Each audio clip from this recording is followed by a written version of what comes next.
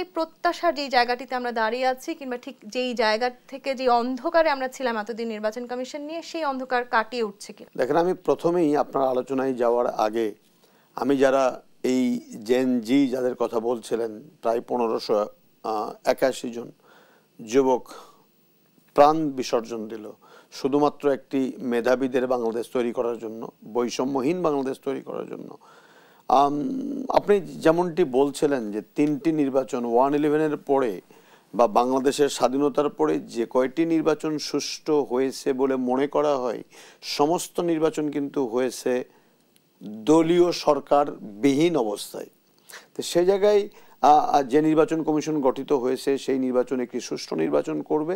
সুষ্ঠু নির্বাচন না করা ছাড়া তাদের কোনো সামনে কোনো পথ খোলা নেই, কোনো বিকল্প নেই।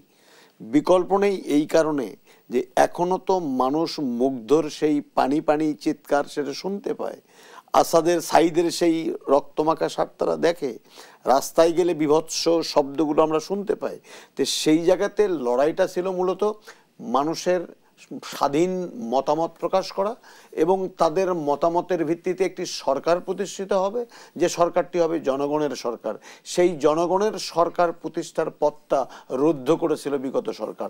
আপনি যদি 14 নির্বাচনের কথা বলেন, 18 নির্বাচনের কথা বলেন, 24 নির্বাচন কথা বলেন, কোনটার চেয়ে কত বেশি খারাপ এটা নিয়ে বোধহয় গবেষণা করার সময় হয়তো গবেষণা হবে যে কার চেয়ে কতটা খারাপ ছিল।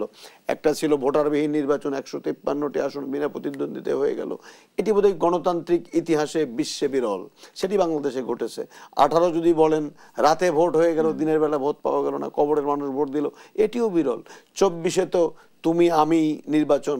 সেই জায়গায় থেকে আমি প্রথমেই নির্বাচন কমিশন যেটা গঠিত হয়েছে, খুব বেশি আলোচিত কমিশন এমনটি আমি বলবো না। আলোচনা ওই অর্থে যে আমরা যখনই দেখেছি যে কোনো নির্বাচন কমিশন দলীয় সরকার গঠন করেছে, তারা চেষ্টা করেছে তাদের মতাদর্শে, তাদের ভাবাদর্শে বা যাদের মাধ্যমে তাদের ক্ষমতায় আসা মোটামুটি পাকাপোক্ত বা নিশ্চিত হবে এরকম লোক দিয়ে।